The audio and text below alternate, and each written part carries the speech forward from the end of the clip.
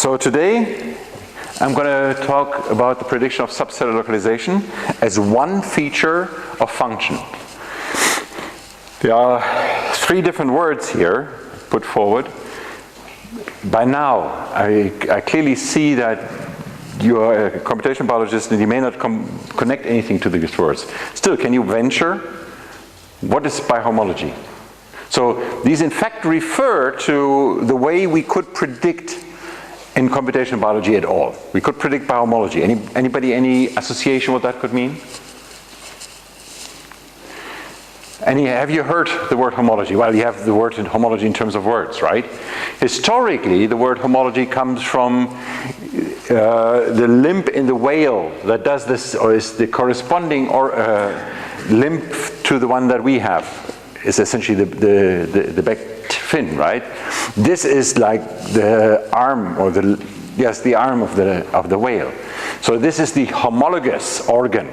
So when we sort of evolve, we have organs that look slightly different in a different creature, but they are the ones that essentially do the similar function in the common ancestor. Now, in terms of the protein world, by homology, what it means is I know for one protein what it does by experiment. I have another protein that is very sequence similar. So I assume that this other protein, so let's say the one that I know is protein K, it's the known for which I know the function, and the one U is the one for which I don't know, and U and K are sequence similar.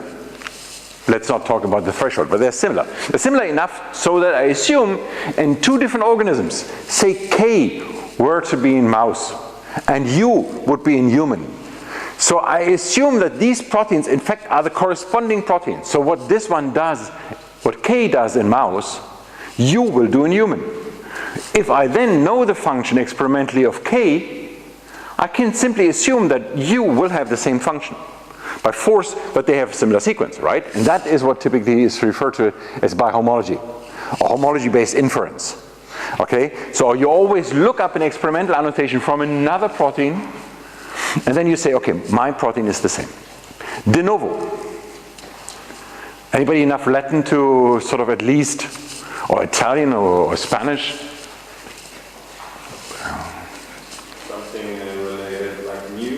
From the new. So what it essentially refers to, you will, when you make the inference for U, you will not look up K. So you will say that U has a certain function because you have some tool that de novo infers it. Now, de novo could be a machine learning device. The machine learning device could have taken a bunch of Ks, a bunch of proteins for which it knows, in this particular case we refer to subcellular localization.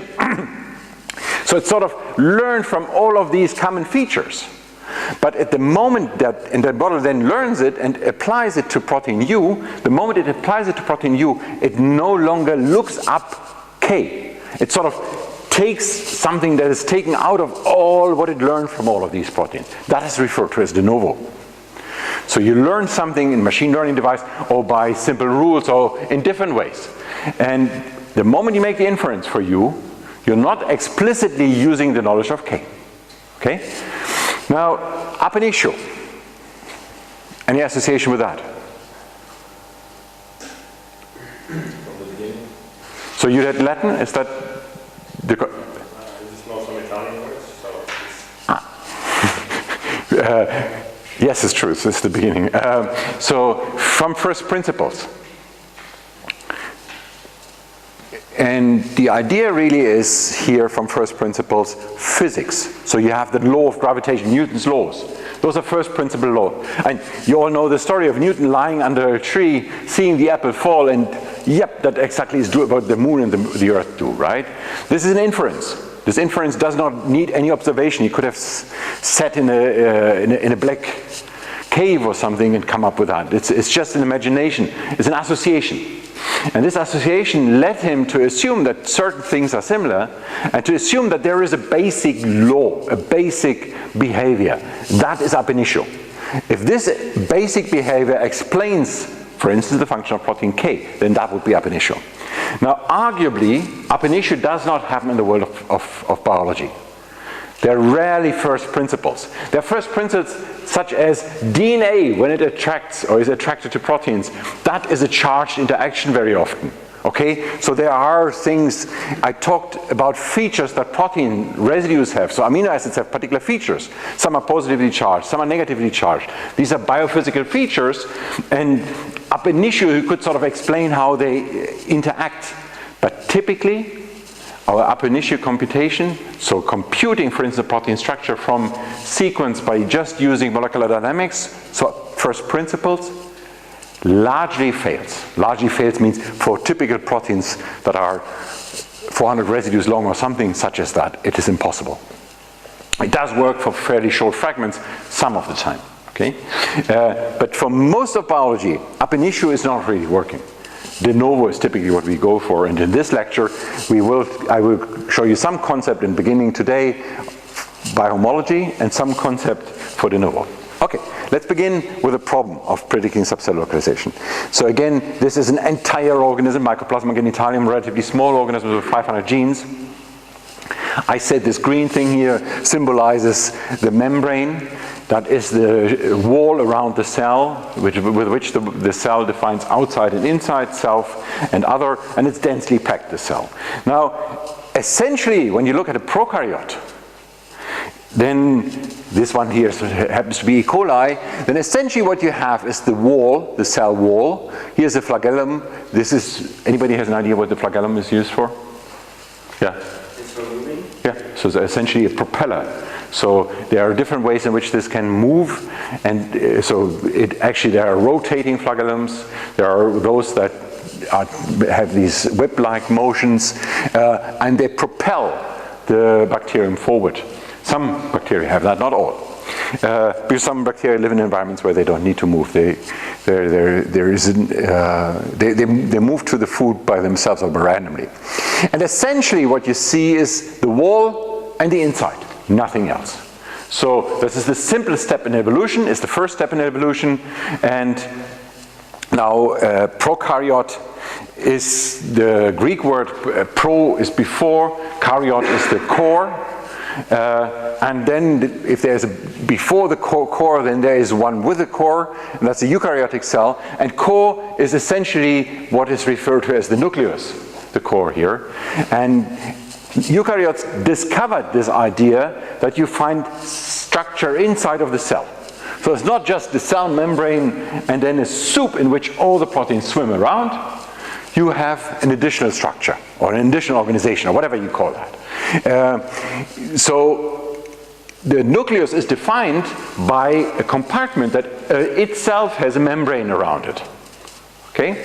And there's several other compartments here. Inside, for instance, in blue, the mitochondria. Now, mitochondria and nuclei, in fact, are the two compartments where we have DNA.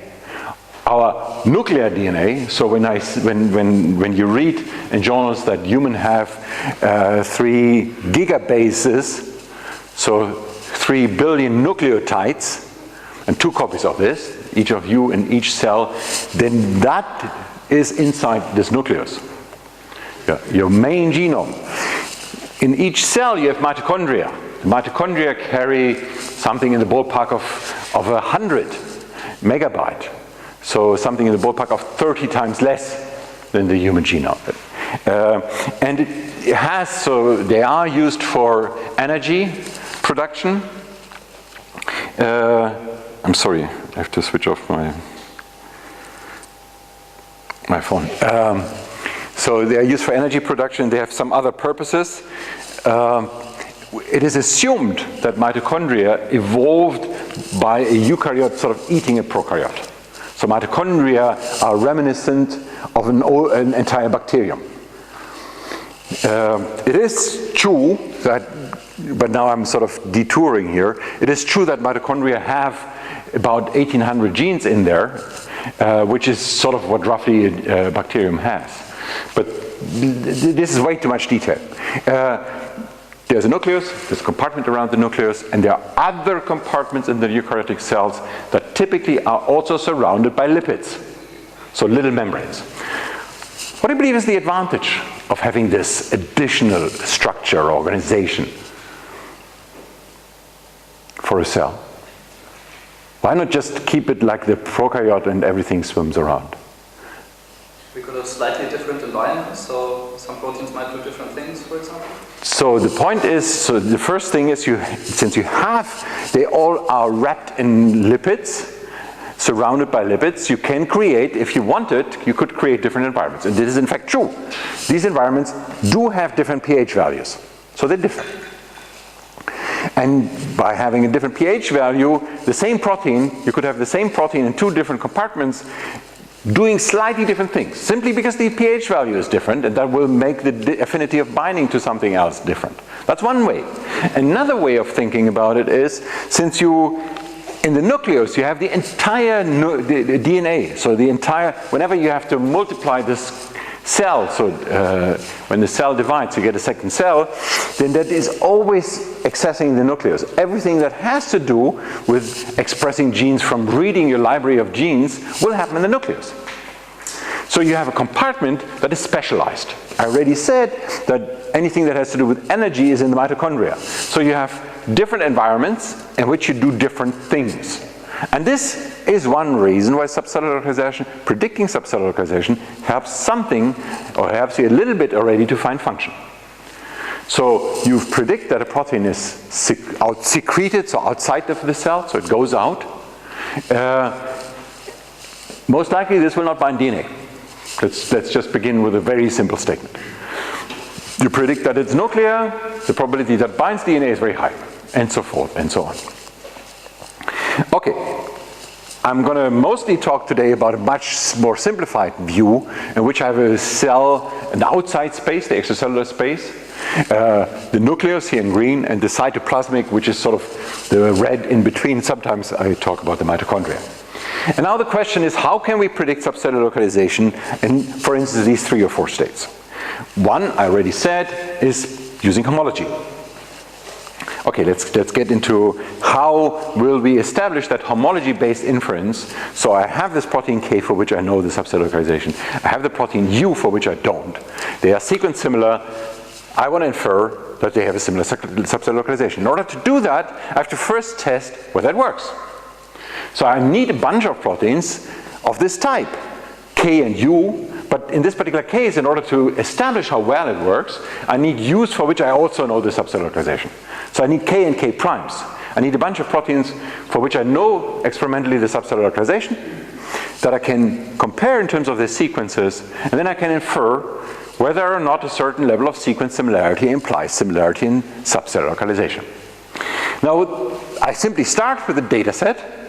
In blue here, all the proteins for which I experimentally know the subcellular localization. Okay. Now, there's a lot of bias in biology. So, bias means, for instance, that I have a particular protein, and for this particular protein I have an experimental annotation, and then there's another protein that is very similar to it, or even identical, and I have the same experimental annotation again. Could you guess any reasons why you would have the same experiment done again? Two teams working at the same time without knowing about each other? This is happening very often. They, actually more often than what you actually say, more often than that they will know of each other. And they will compete. And more often will be a very open competition, and they run. And one is going to be there first.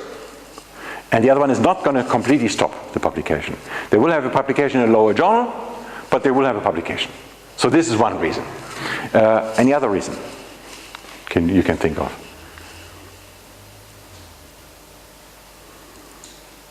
Maybe they use different annotation, but it's the same. Oh, that happens very often. And that is a very, very tricky bit. So calling something, in particular in the world of protein names. So typically for biologists, sticking or tagging a name onto an entity or giving an entity a name means I have discovered something about it. Now, the names are completely wild. So recognizing that two proteins in E. coli and human are similar is almost impossible. That is a whole field of text mining underneath, and it's also amazing because people have just remarkably interesting names for proteins. Interesting is one. outstanding. There are tons of wild names for so in our group we also do text mining, and it's just amazing. There are things that it looks like regular text, you cannot find these. Anyway, so this is another reason, yes. But something much simpler, it's social. If somebody has already done this experiment for that protein, if I do it again, it's much, much easier, because I know exactly what to find, right? Maybe I can still sneak that in a small journal. There's a lot of that. Then there is a very good reason, which is somebody did the experiment on a mouse protein. I assume that the human protein will actually do the same. But before I rely the development of a drug on this, I will try to get the human protein. So I will in fact determine that both the mouse protein and the human protein. Typically I begin with mouse because, and that's another reason that I have to explain, so everything in biology, in wet lab biology, is easy in prokaryotes. Meaning, I want to do any experiment. It's always easier to do that in E. coli than in human. So if there is a protein in E. coli that is looking very similar to the human protein, that's where people will begin. So they will establish something in E. coli. And then there will be follow-up experiments. Mouse is already easier than human. Then they will try maybe mouse, they will try fly, they will try other systems that are also easy. And this is another reason for this bias. It's sort of a good reason. It's just the way it evolves, and they will all be there in databases, right? Another reason is essentially that now you have a particular protein in a particular cell that is in the nucleus. I said, it was your idea, right? When you have different compartments, you have different pH values. So maybe in a different compartment, in a different cell type or a different compartment, it is something different. So I will measure it again. And again, if the result is it is different, it will be there. And if the result is it's not different, it will be there too. Right? So there's a variety of social and scientific reasons why there is a high bias. Another reason, again, scientific reason, is that there are some proteins, let's call them hype. P53 is something that was discovered very early on, is related to cancer as one of the first cancer markers. Markers meaning, so you have an indication that cancer is there when you see P50, an activity in protein 53. And there are a bunch of proteins like that. They are very, very important, hence they are studied by many people. That's another reason. So there is a lot of evidence, experimental evidence for some proteins. And that leads to a bias. Now this bias we have to get out. We want to establish that two proteins have a similar subcellular localization depending on the sequence similarity. And for that we need to have as unbiased as possible data sets. So we have to pick out a data set from this blue one here. Remember, blue was all the proteins for which I know the subcellular localization. And I have to sort of pick out a set that is such that no pair in that set is sequence similar. So all of these biased reasons, some of them are social, some of them are scientific, they all may be good, they may be bad, whatever you call it. If I want to establish how well I can infer it, they are bad for me. So I have to remove them. So I have to create a subset that is such that everything in there, that every pair in there is unique. And we have to discuss what unique means. Let's just keep the word without defining the threshold. Now my first question to you, let me just put one hypothetical number down. So two proteins in the sequence unique, so white is completely white, choke is not available. Say a pair of proteins A and A prime that is part of this unique set has less than 25% sequence identity. So less than 25% of the residues are identical between the two. Say that is what it is, okay? Now, if this small data set here is unique, and now what I want to do is I find pairs. So I want to establish, depending on the sequence identity between A and A prime, can I infer, or at what level of sequence identity can I infer that they have the same subcellular localization? That's what I'm trying to establish. Okay? So why can I not use unique against unique?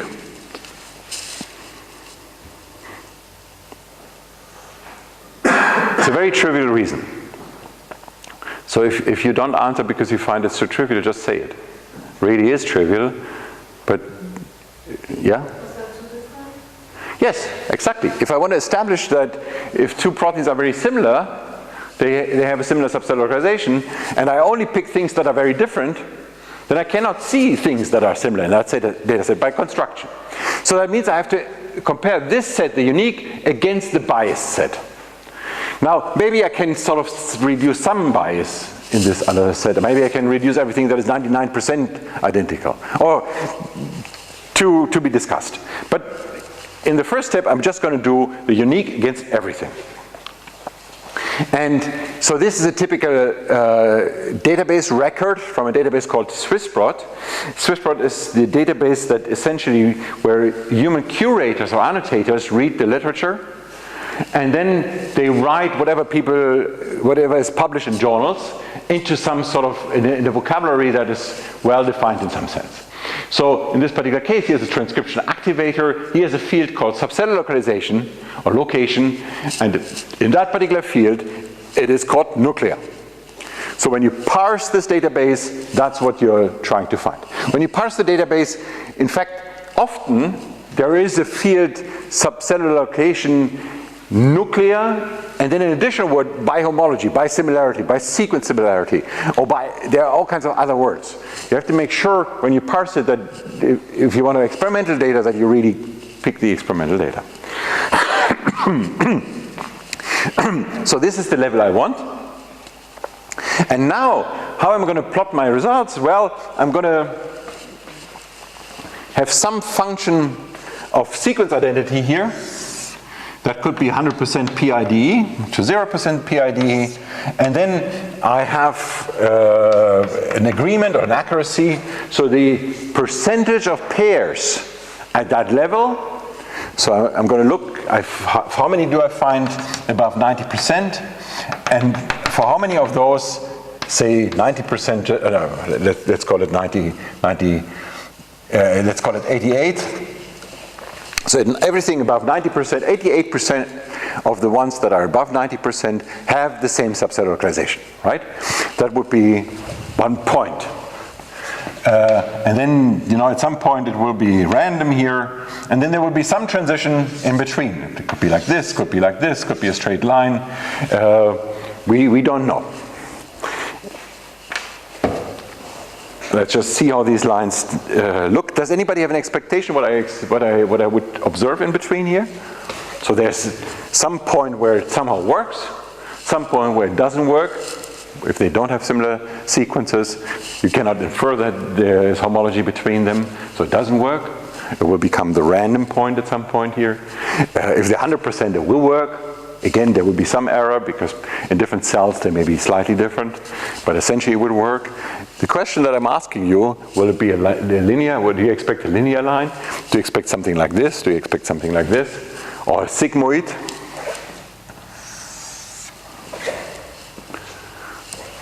Anybody ventures to an expectation?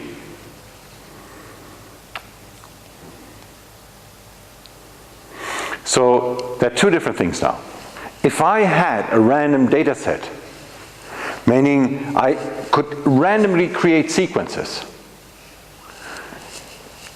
then I do believe that we would see something such as essentially a straight line. But this is not what nature does. I'm going to play this experiment on all the proteins that have evolved under constraints.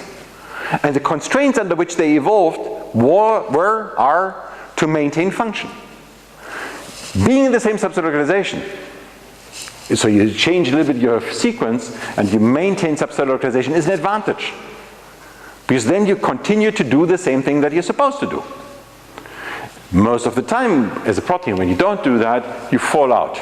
So fall out means the protein doesn't work, the organism doesn't work, organism dies out. Typically that's the situation. So this means that most likely we have some region here where it is relatively flat because they are selected to be such that they don't change subcellular localization, okay? And then that flat. So if it is relatively flat, it could be like this, but most likely there will be a very strong transition. That strong transition is, so you try to change the residues such that they maintain subcellular localization, but at some point you just hit the point where you have changed so many that you cannot maintain it anymore, and then suddenly it drops. And that indeed is exactly what we observed. So in the last semester, unfortunately I don't show you the PID. I show you two different ways here of coding sequence similarity. In last semester we talked about structural similarity, that's in green here, and today I'm talking about subcellular localization, that is in blue. Now the random level, I'm not entirely sure what we used here. I guess that we used only 3 states. So the random level here is just about 40%. Because they're not equally distributed. With 3 states, 3 to 33, but non-equally distributed, something like that. That's what I assume. And you see this clear sigmoid type of shape, and here too. Now, let me talk briefly about the level of sequence identity. So there I have percentage sequence identity. Percentage sequence identity is very simple. I measure for every protein pair how many letters are identical. What's the percentage of letters that are identical, okay? Now, if 2 proteins, so that's protein P1, or in my example today it was U and K, if they align in exactly this region, the percentage identity is always computed only over that region. So what I mean here, again, for those of you who haven't heard me say that before, so this part cannot be aligned here. There are, say, the 51st residues here cannot be aligned. This is 51, and that is 112. So between 51 and 112 can be aligned, and then 112 minus 51 is the one by which I normalize the number of identical letters here. That's PID. It turns out that the percentage sequence identity alone is not a good way to measure whether 2 proteins have a similar structure.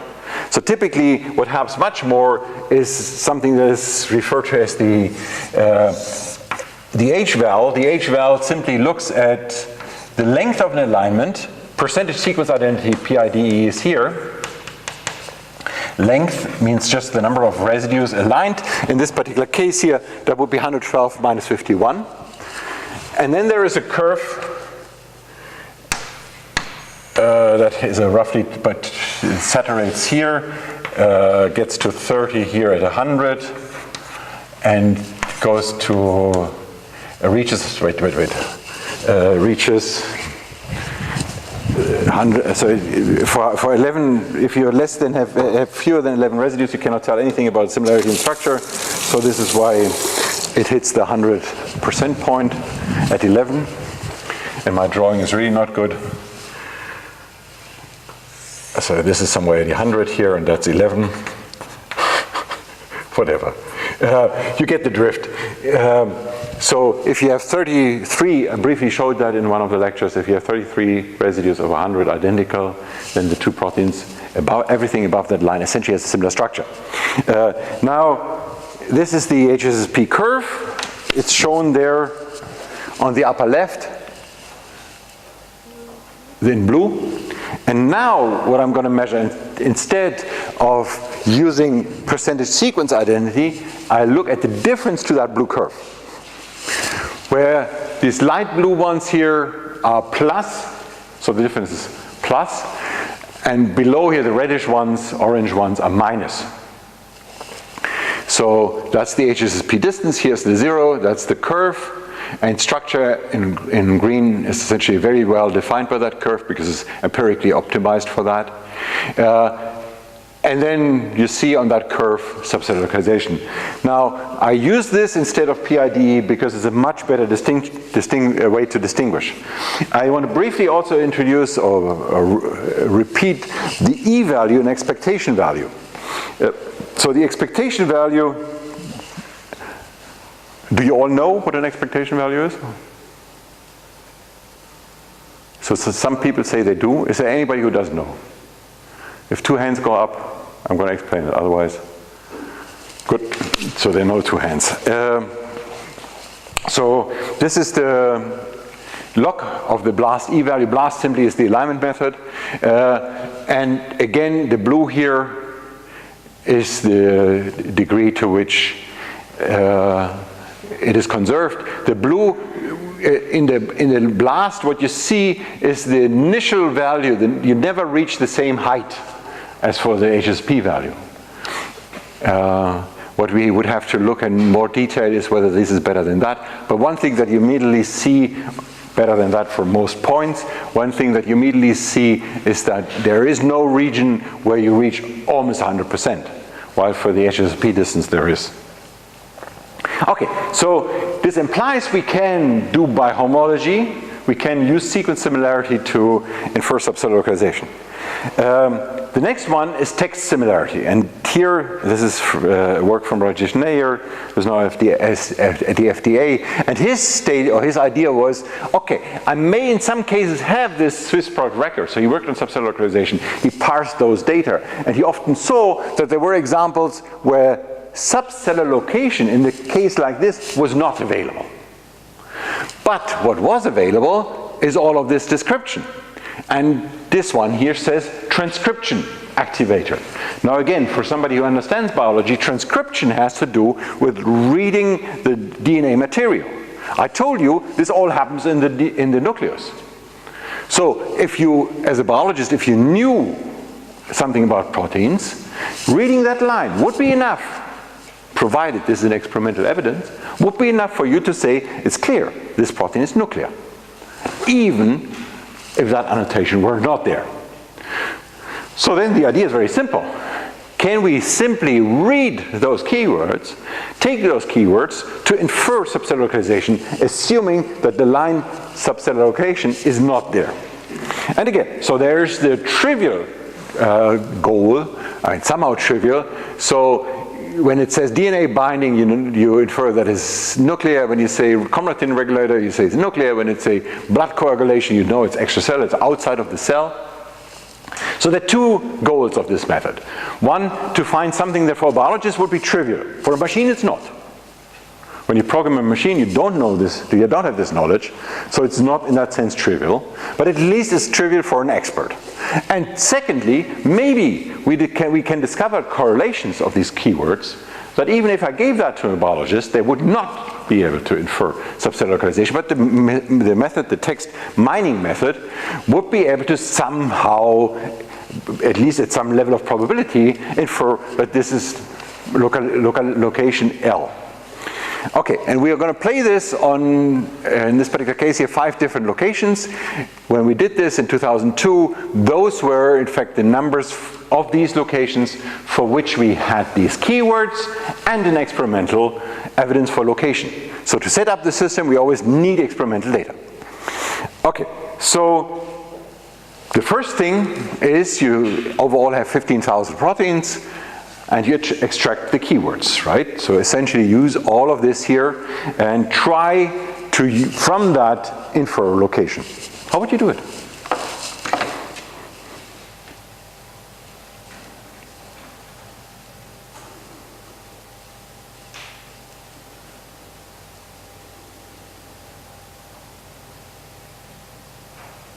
Yes, 15,000 proteins, yeah? Are there some proteins for which we know the subcellular location? So in this particular case, so the 15K, the data set we are starting with, are 15,000 proteins for which we know these words up there, and we know the location. So we know the map, right? And we want to learn to map if we had only the top. Yeah, so. Naive base, maybe? How would you do it in naive base? I know these keywords in the function, and Then every keyword is an entry? at first glance I would say like this, and But that is a problem, right? So actually, so in terms of a computer world, 15K is not a lot. And if for every one of those I had 150 words or 200 words, I believe this is not far from what it really is, so 200 times 15K. But we are getting to a number that is considerable. And we are getting to a number where we have 200 words per location. Is that really the right way of doing it? So with the Bayesian, we didn't do it with the Bayesian. It may work, but this is no longer trivial, even today.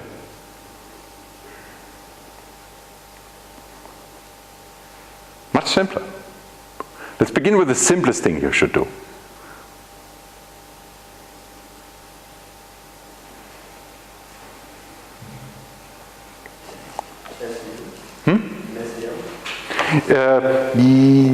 This is not the simplest thing again. So in an SVM, in the space of the SVM, what we would talk about here then would be 15,000 examples, but each of them, I don't know what the total set of words is, but possibly something like 20,000 input units. So training an SVM with 20,000 input units is highly, highly, highly non-trivial. Doing that with 15,000 examples is impossible.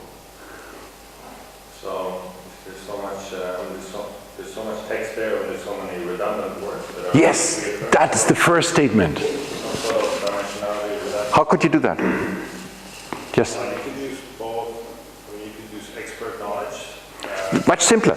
So don't think about tools that somebody gives you. It's very trivial. Keep all the substantives or adjectives or something. Yes, but that is already, so this is already clever. And this is already actually, so when you look at these words, I don't know whether you can read them from there.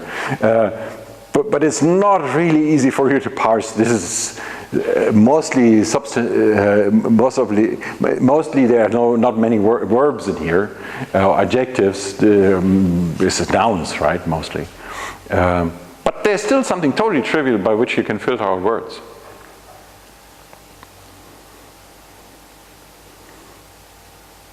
You could just count the occurrence of specific words and order them. Yes, you begin by the words, in particular, so the occurrence of words, in particular the occurrence of words in different classes. And the first thing you cut out is words that happen essentially in all subset localizations. So you want to map these keywords to 5 different classes. Any word that maps in 5 classes is out. That's already clear, right? And then you get to a set of words that are more predictive of certain classes. But essentially what is shown here, without knowing anything about grammar, nouns, adjectives, or any prior parsing, you can reduce here tremendously. And then ultimately you're getting down, I cannot quite remember what the number was, but we got it down after that step to something that is in the sub-1,000. By simply looking at throw out things that happen everywhere or in several classes, and then by looking at the ones that are most frequent and most unique.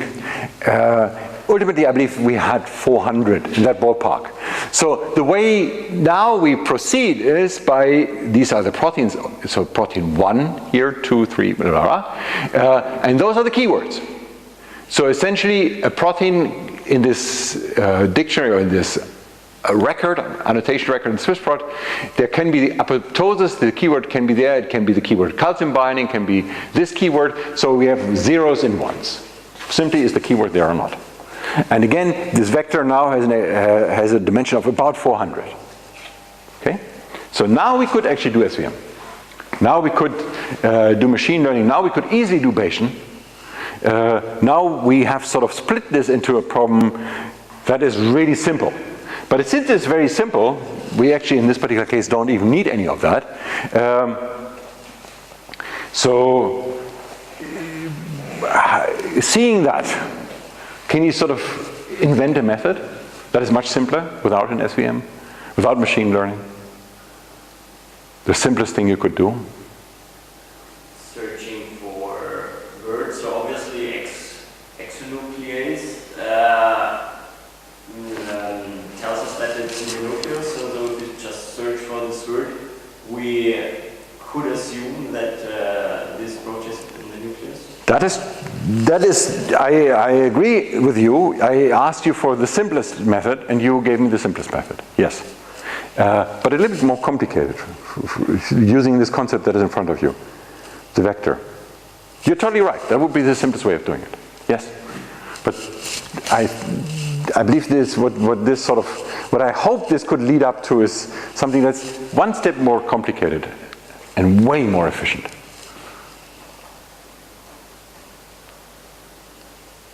Maybe it's too trivial for you.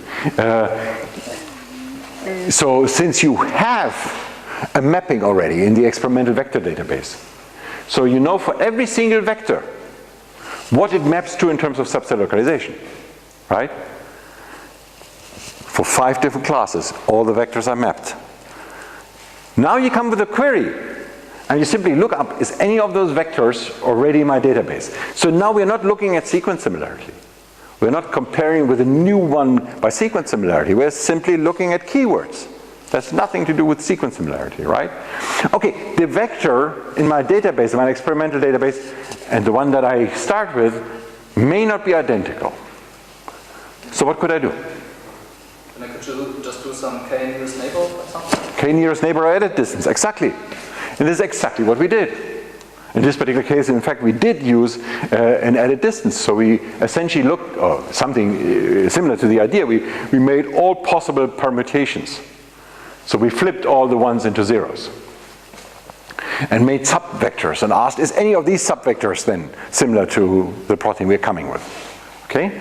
And then we simply found by some Shannon entropy here, P log P, or information content, whatever you call that. We simply found the one, when I came with a query, we found the one in the database with the most similar substring.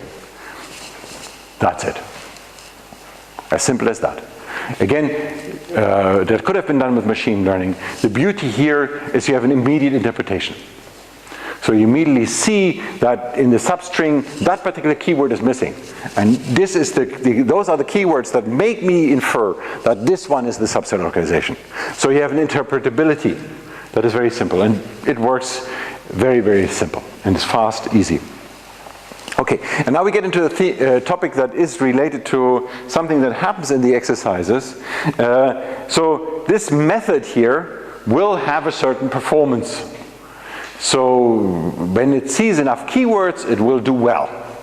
Now the question is, what about the second hit? So when I say you find the vector that is most similar, there of course is always one that is the second best, right? And that would be the second hit.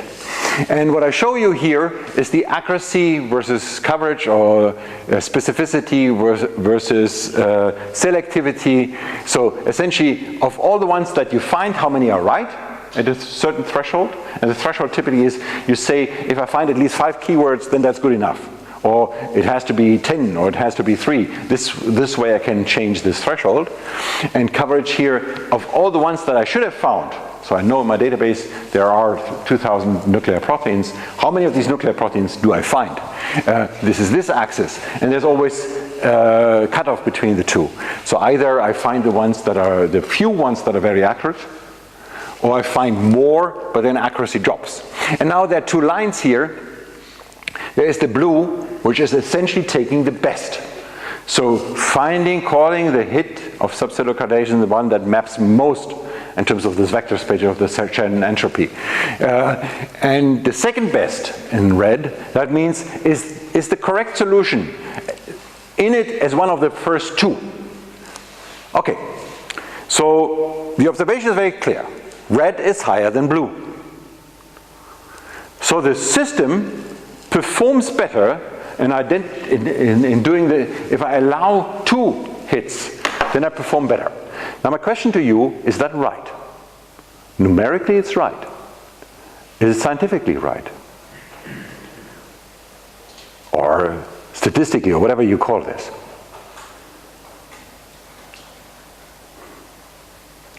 Red is above blue. But do I actually gain from looking at the top 2 hits? Let me ask it differently. Is it trivial that red is above blue?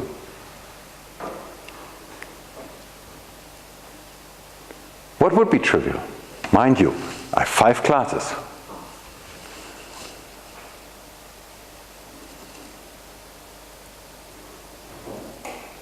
Anybody here? Well, if you have top 5, you always get 100%. That's a very good way of looking at it. So if I had a green line in there that has the top 5, then without any method, that would get 100%. Okay, so from this example, we already learned that just being higher is not really good enough. With nonsense, you can get to a 100% line. So we have to actually ask the increase, so the jump from blue to red here, is that one that is higher than the additional random throw-in, right? Now what's the additional random throw-in about? How much, if I take the best, so 2 of 5 rather than 1 of 5, how much should I increase at least to be above random?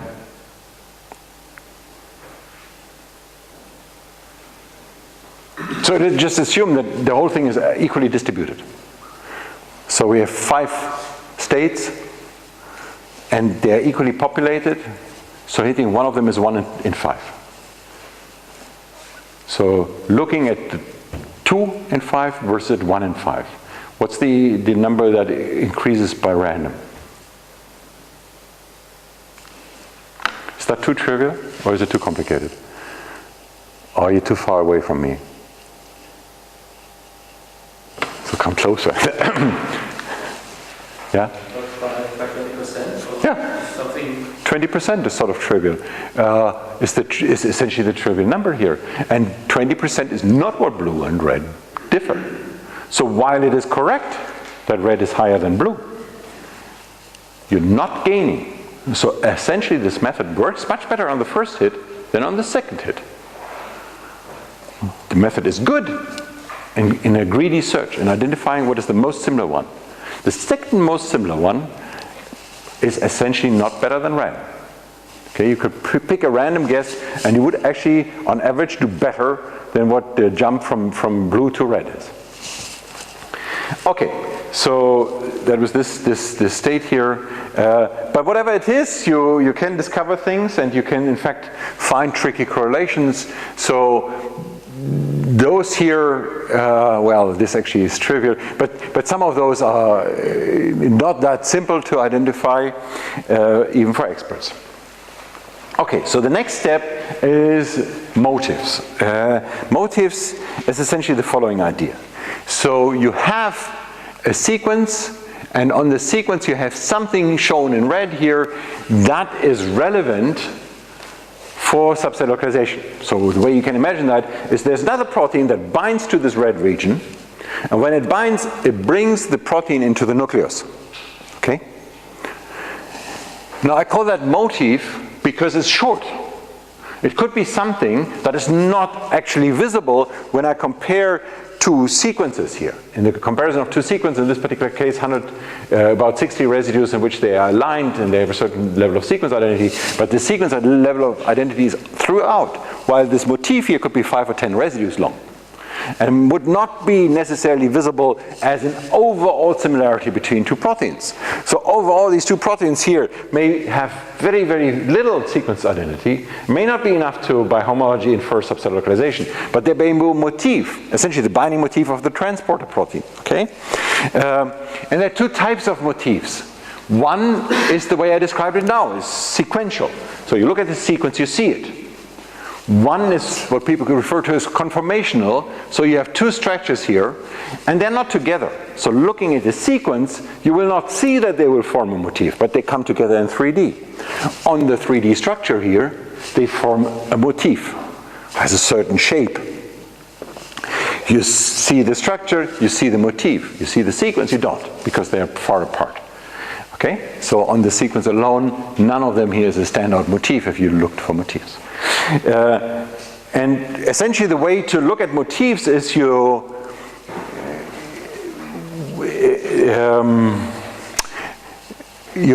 look at things, so you look at a family of proteins, 1, 2, 3, 4, 5, 6, 7 proteins here. And the idea here is that 4 residues, these 4 columns, purple, blue, red, and green, are the ones where something is similar, while everywhere else they are dissimilar. And then you assume that this is sort of evidence of some motif. It could be a binding motif, it could be a subset localization motif.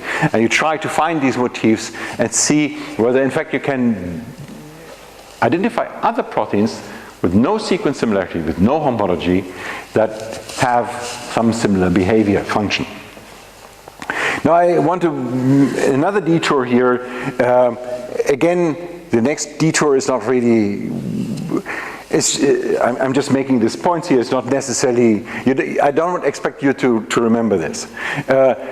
For trafficking in the cell, so trafficking in the cell essentially means how do proteins move in a cell.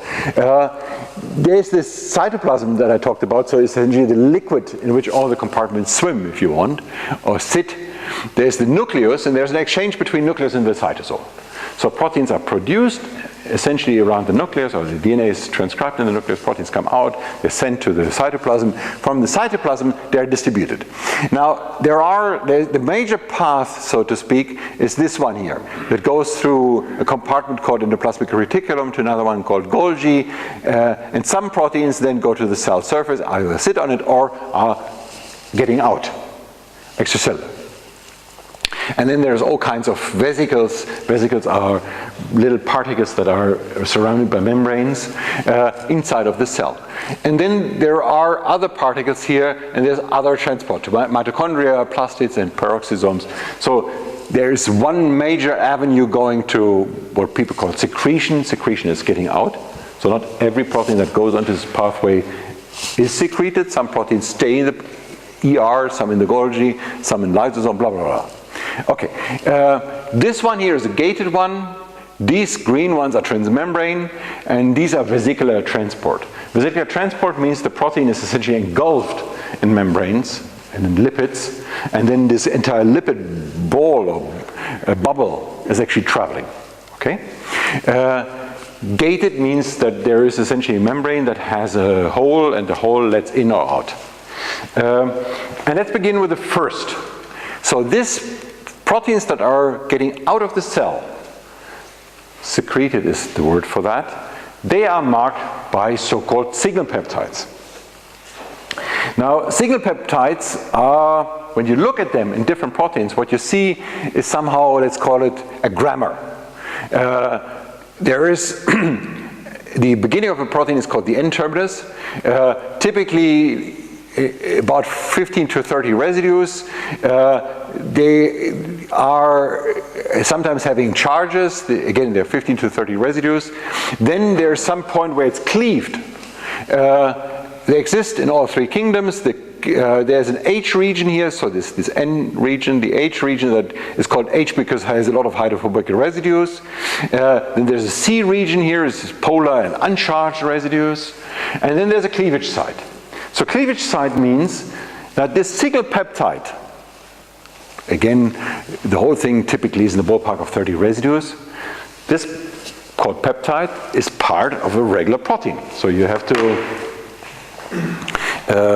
so this is my protein here, and there is this little piece here, the signal peptide. In this one here is the plug. And in many cases this is cleaved. Cleaved means cut off. Right? So that means that these 30 residues are not part of the functional protein. All they are doing for this protein is to make sure that this protein gets to the outside of the cell. And then it's cut off because it's no longer needed. Okay? So essentially the function of this, if you want, the function of the signal peptide is simply to get to the outside space. That's all it does. Now, for me, when I learned about this for the first time, I was surprised. Because mind you, that many proteins are about 400 residues long. So it's almost 1/10. And in some cases, in fact, these signal peptides are 50 or 60 residues long. So in some cases, it's more than 10% of the protein that is there just to make it move somewhere. But this, again, is sort of optimization in biology. You are adaptable to many, many situations. This is the way it is. So how do you find out these motifs here? You simply look at a database, you collect a lot of these signal peptides, you compare them, and you see what is similar between them. One way of seeing this is you align letters. So you simply ask what amino acids are at a particular position. For instance, at the cleavage site, is it always cut at the same site? And then there is a method that essentially does machine learning on this. By feeding to all of these data, it turns out for eukaryotes and two different types of bacteria, these details are different. it is always the grammar that I talked about, but then the more detailed way of looking at it is slightly different. And you can essentially train different machine learning devices on it. You can, the first one they trained was neural networks, and then they tried in Markov models. Today there's a mixture model. That allows you to identify these signal peptides. You can identify these signal peptides essentially for every single protein. It does not have to be similar to proteins you have seen before. It's de novo prediction. And I'm not going to go into the detail of how this method works. I already talked about this, or I already said that they began with neural networks, then they combined methods, and then they used HMMs. And by now, there are many, many additional tools out there. Here's just a few more, many, many, many more. But this is sort of the classic way of doing it, relatively straightforward. This paper has been quoted, the first paper has been quoted 4,000 times. So this is why hundreds of other groups have tried to repeat that work simply to get some of this share. The reason why it's so relevant to predict signal peptides is because proteins that are secreted have a lot to do with antibacterial defense. So whenever a cell is attacked by a bacterium, most of the time there's some proteins that are sent out to protect this. So learning about secreted proteins, we can learn a lot about bacterial or antibacterial warfare, if you want to call it that way. It actually is. Okay, so this is the generic signal. It's the first one that people discovered where you could really apply machine learning. And it's this group that I quoted before. So it goes back to Gunnar von Heine and Søren Brunach's group and Henrik Nielsen. Okay, now there are other sort of signals like that. I call them signal peptides, but biology is a field of different words. So here, there's a bunch of other words. So the one that I talked about, signal peptide. Then there's a transit peptide. It's the same thing in principle. It's for getting into the chloroplast. Chloroplast is a compartment that exists only in plants. Then there are targeting peptides. They are the ones to get into mitochondria. Essentially, they're all the same. You cannot use one to predict the other. You cannot identify what goes into mitochondria by predicting the signal peptide. They look in detail different. So you have to train different devices on those, but the logic or the way of training them is the same. It's something that is at the beginning of the protein called the N-terminus. There's an N-terminus and a C-terminus. C is the end. So the first residue. All of these here are defined by signals that sit at the beginning of the protein. Protein comes out from being translated from the DNA, and then there's some protein recognizing that something comes out that actually is a signal peptide, binds to it, and from there takes over this cargo. Now here's another motif. That's the nuclear localization signal. Obviously, it will bring, whenever you have that, this protein will be imported into the nucleus.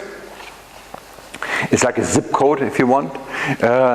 And so this has some features of this conformational, so two different things have to come together. But mostly what I will talk about here is the one that is visible on the sequence side. So here, the nucleus has a double layer of membrane, and I said it's gated transport, so imagine there's a hole. And into this hole, as a protein, you don't get in alone, you have to sort of have a carrier. So you are shuttled by a different protein, and these proteins are, for instance, called importins or transportins, shown in red here, shown in blue, sorry. And there's a nuclear localization signal. The importin or the transportin, these kind of proteins recognize this nuclear localization signal, shuttle the protein through the gate here into the nucleus. So when we did our study, the entire data set of these motifs that was available in SwissProt was one. This one, but again, this is a while ago. This particular motif here mapped then to 96 nuclear proteins, to 31 families, and the accuracy was 90%. That means of the 31 proteins, only 90% were nuclear. Meaning that this motif, in fact, was not completely reliable. It mapped to proteins that were not nuclear. So this could be because the experimental data that they were not nuclear is not right, or it could be that the motif is not right. So then what we did is we sort of went into the literature really and asked, are there other experiments? And we collected the motifs, the nuclear localization motifs. Red is positively charged residues. So what you do see, of the 20 amino acids, 2 are, or 4, not sure, no, I believe here's only K and R, so only 2 are positively charged. So you see that there's a lot of red. What you see here is not 1 in 10. It's more red than 1 in 10, right? So you see there's a prevalence of positively charged residues, but you also see that where these positive charges come in this motif is very different. You see that the density of red is very different. You see that the length of the motifs are very different. And so here are even more extreme motifs. So ultimately, there is no regular expression.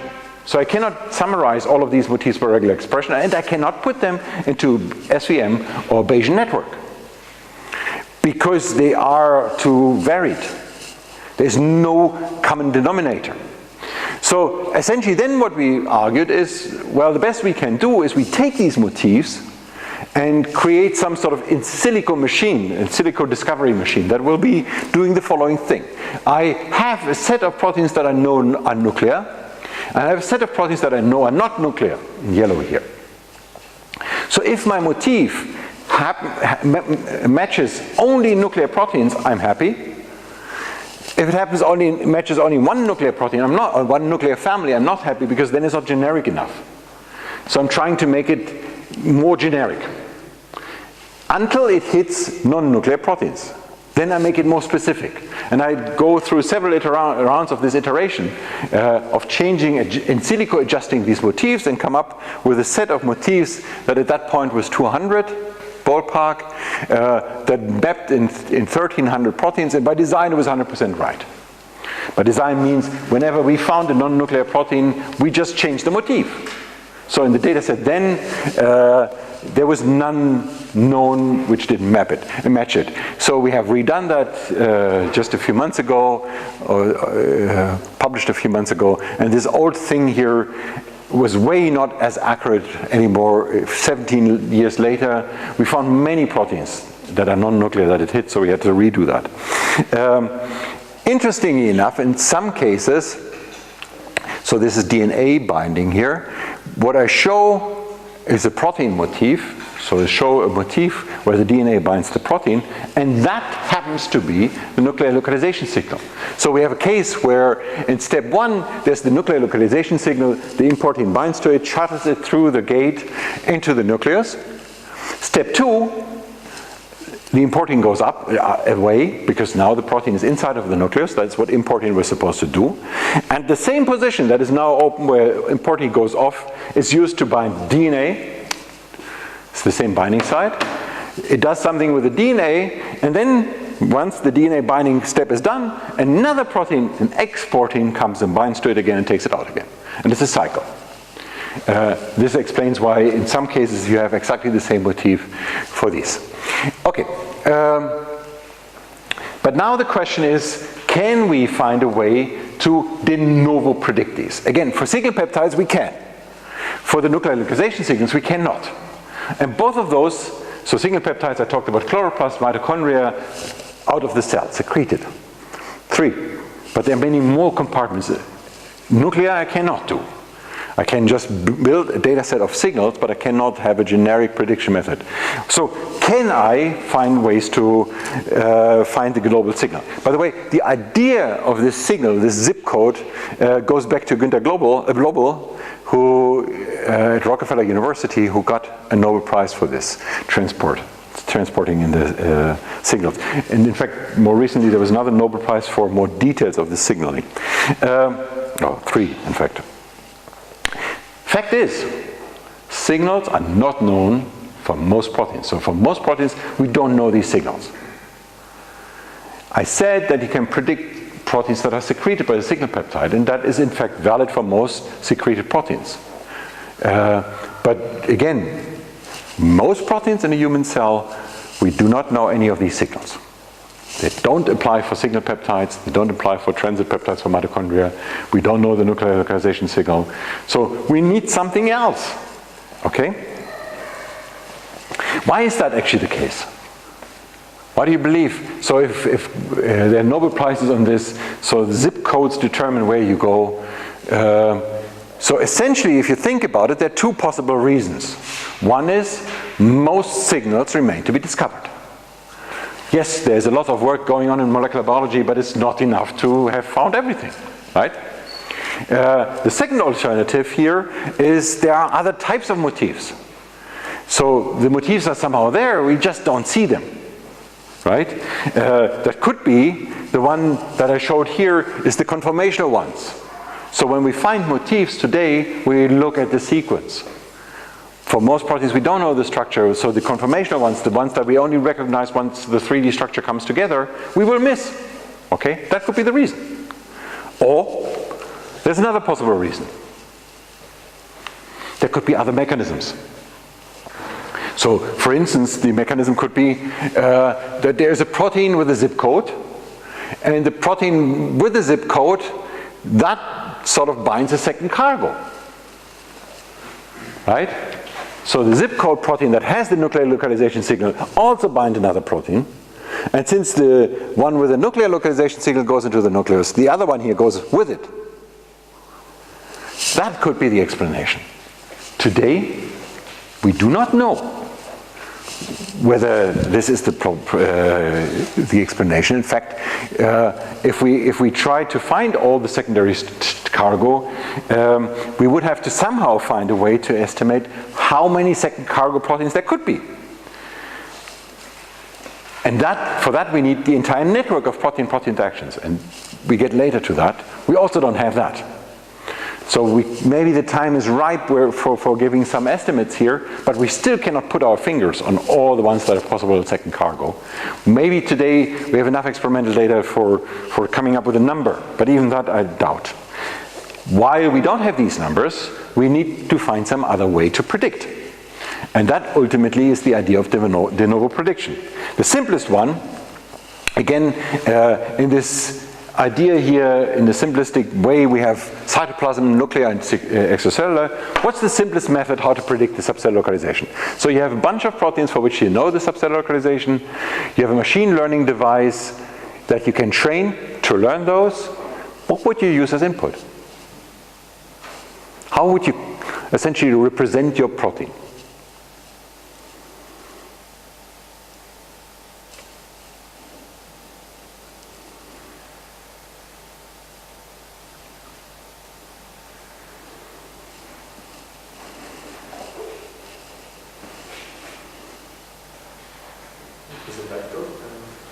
Yes, what is the yes, be more precise. Vector sounds good, but how?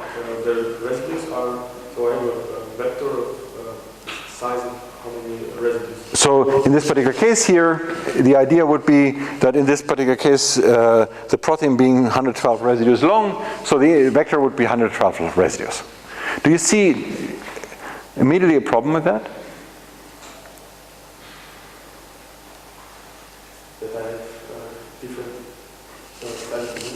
Yeah, why is nobody else seeing the problem? You give the solution and you see the problem. Yes, that's the problem. So the problem is that proteins have so different lengths. So we could try to do that by saying, okay, I told you that an average domain is around about 100 residues long, so let's just chop it up into 100 bits and feed these 100 bits. That could be a way. Okay, it's a hack. But let's begin with something that is even simpler. And by the way, here's another issue. So we have in the ballpark of 15,000, 100 input, well, 100 would work. Well, no, it's 100, wait a minute, that would be, so the 100 residue protein, how many input units would that be? Somebody else? So if I did that, I chopped my protein into pseudodomains or overlapping fragments somehow, and the input is really coding for 100 consecutive residues. How many input units for machine learning will that be?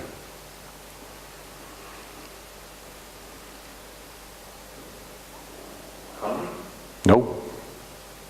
Well, most likely not. How would you? So if you sorry, let me get back. I never said no. How will you do that? So it's 100 sort of parts that will divide it up into. Yes, but what is each unit? The first unit. What will be the value of the unit?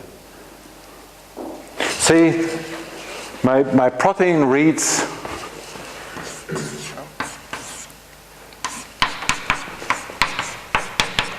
That's the way my sequence reads. So P is the first residue. The O is out because the O is not an amino acid. So I spell it slightly differently. So say the P would be the first of the 100. What's the number for the P?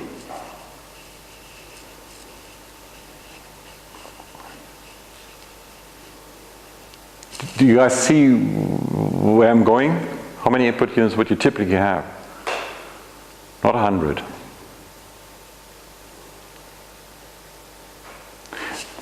Yeah? But if you use one hot vector, for example, then it would be 20 times. 100. So 20 times 100 is 2,000. 2,000 input units for 15,000 examples is a lot. So typically what you want in machine learning, say we talked about a neural network, then you want something in the ballpark of 10 times more examples than free parameters. So 10 times more, if you have 15,000, that means 1,500 free parameters. So with 2,000 input units, if you have one hidden unit, you're already above that. And one hidden unit is total nonsense. So typically what makes sense is something in the ballpark of say 5 hidden units, and then you're already at 10,000. So the number of free parameters right there is already a ballpark of the samples. So actually not that trivial. So we need something simpler on the input side. What could we use? Maybe the frequency of the occurrence of specific. The simplest thing would be to use the frequency, right? So I'm simply counting in this particular protein, what's the fraction of E's? What's the fraction of P's, or ABC, blah, blah, blah. What's the fraction of each of the 20 amino acids? And that means I have an input vector of 20. Now that's easy. 20 input units, 15,000 samples, we are totally in the green on that story. And that in fact is exactly the way the first method worked. Was not a machine learning device, or not a simple machine learning device, but later versions here, that was a machine learning device. And they did exactly that. And they clearly show that amino acid composition is the term for that, essentially the frequency of A's and so forth, correlates with subcellular localization.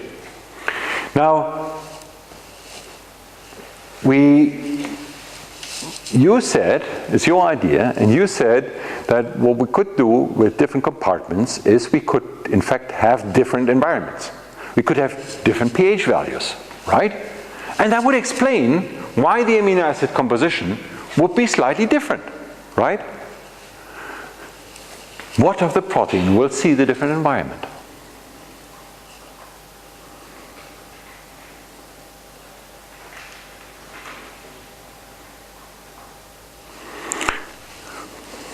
So,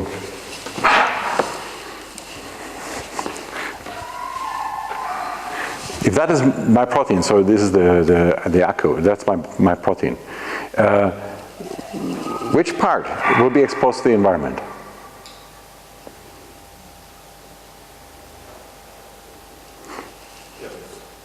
The shell, so my hand. The ACU, in some sense, will not see the environment, right? So what you expect is that the surface of the protein is giving the signal. And what we show here, and this work from Miguel Andrade, is an eigenvector decomposition. Blue is extracellular, green is nuclear, and sorry for the quality, it's a very old slide, and the red is cytoplasmic. And you see that the green, the blue, and the red are distinguished. They are slightly different. So it's an eigenvector decomposition, so you simply use the amino acid composition that makes these points separate the most in 2 dimensions, okay? Now, when you look at the core residues, and now I really have to, for a moment, maybe you see it a little bit better now. You may see that now there are still some that are separated, but blue and red are pretty much no longer separated at all. So essentially what you have here is a mesh. Some separation here, some non-separation here, and the opposite of looking at is the surface composition, and the surface composition red, blue, green. So you have a clear distinction between the different classes. Now you may go in there and see that there are some cases where here we have a blue right smack in the region of the red, and then you may argue, well, that's a mistake of your method. But what we actually found for the most extreme outliers, or what Miguel found, was that the most extreme outliers, and that's a different view for more proteins here, for the most extreme outliers, the blue ones in the smack in the red, many of those had a sugar on it. Meaning that the sugar is put on to change the feature, to make yourself be right in the different environment. So essentially you put a sugar to mimic a different environment. And that ultimately is the end of that story. So the surface composition here, and that shows the surface composition, the height of the letter is proportional to how often that is in a particular surface composition. In 3 states you immediately see that the letters are very different between the 3 different states. And that would be the first way of simply predicting subcellular localization. First you predict the surface, and then you use the surface composition, still the 20 input units, and predict subcellular localization. And with that,